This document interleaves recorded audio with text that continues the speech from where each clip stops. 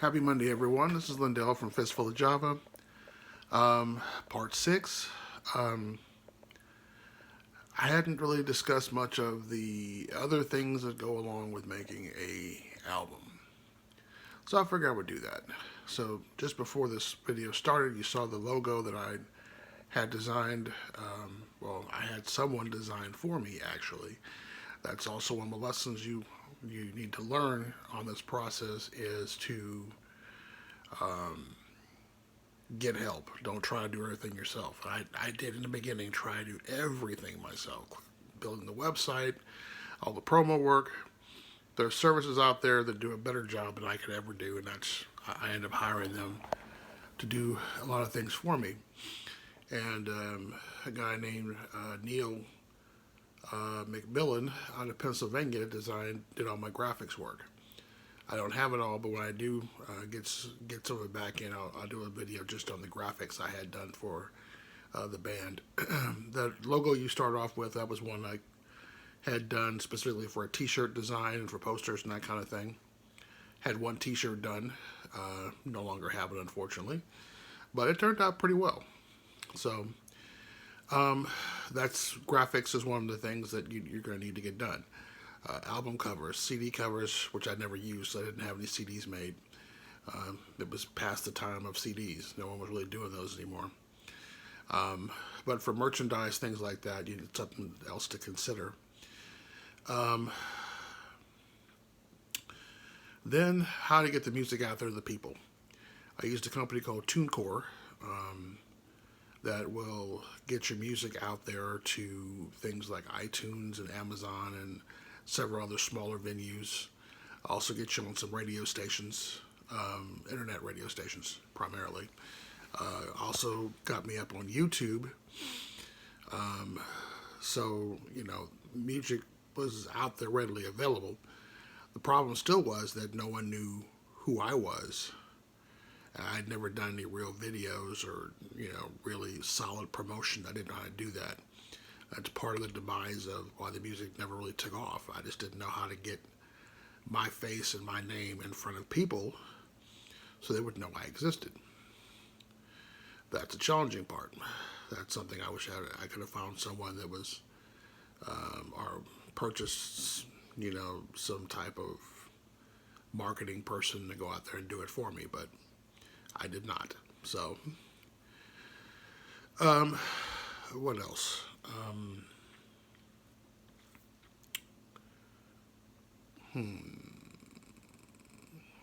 What else do you need to know?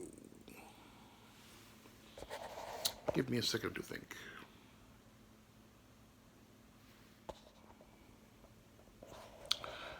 Oh yeah.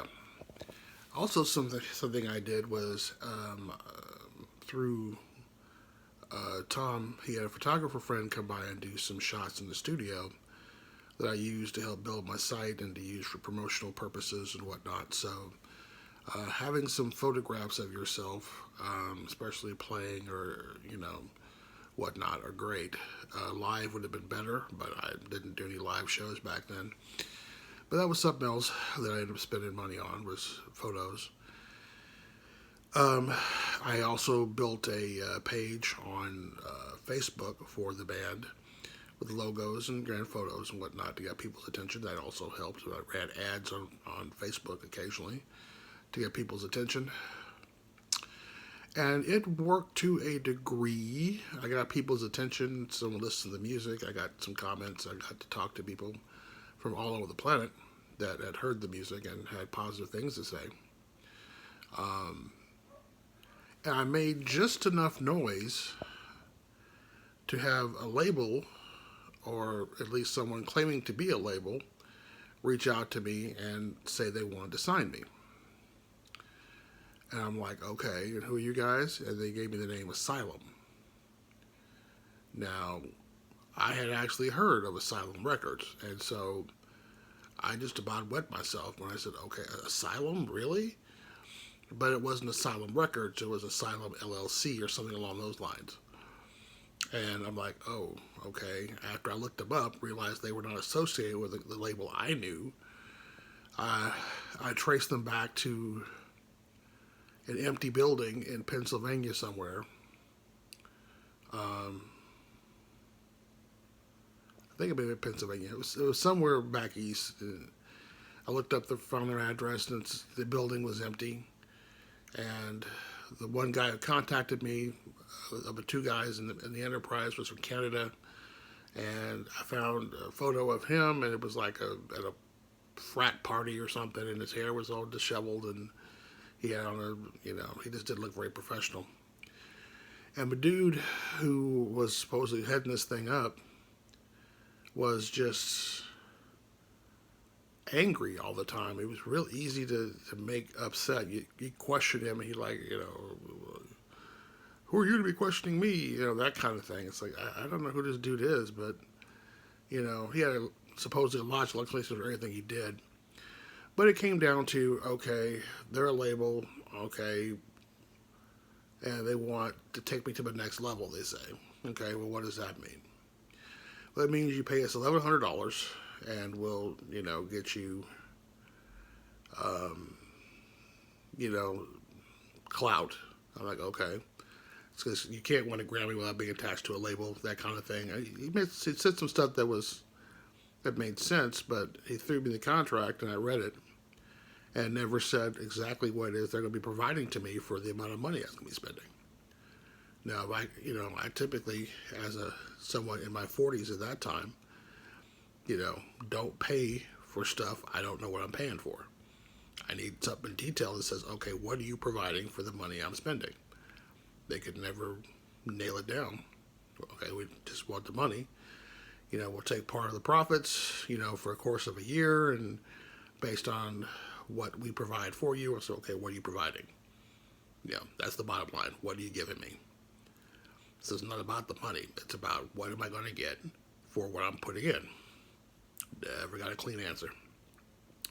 So I walked. And as soon as I decided, no, I'm not going to use you guys, they unfriended me on Facebook, took me off everything they had me attached to, and moved on. I went looking for these guys recently. They're not out there. So I don't know if they were legit or not. If they were, they didn't seem to have any major label backing. And apparently they didn't find any other people to buy off on it. So they disappeared. So it was a little flattering, though, to be reached out to. But, I'd already done all the work. I was already on Amazon. I was already on iTunes. I was already on radio stations. I had a Facebook presence. I was on YouTube. I had a website.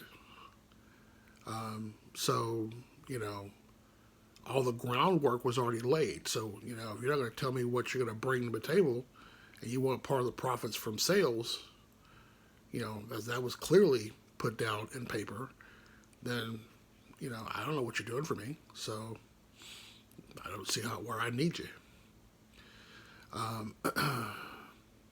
Plus the fact the guy was always name dropping, and that just really kind of, there's no way, a little dude who doesn't represent anybody knows all these famous people and has no backing and no real website presence, or, a little cheapy little contract. It was like a page and a half. I've seen real major label contracts.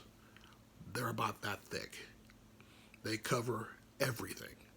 Everything. And it's amazing how much detail is in there. If you do this or this on a Wednesday after 12 o'clock, then we'll pay this much. Or if it was after 5 o'clock, it's this much. They go into an excruciating amount of detail. This was like, a Word doc, resume kind of thing. It was tiny. And other than the fact they wanted some of the money, they didn't really just specify anything else. So, I decided to bounce. But that's one of the things you contend with when you're, out there on your own, is you have to be very cognizant of who you get in business with. Do your research. Find out who they are, what their angle is. Are they who they say they are? Now, fortunately, most of the people I did business with, were up and above board, and I could see who they were, what they did, and had good business relationships with all of them. So, we'll do the next video to kind of sum up the whole thing and that's all I've got for today. So until next time.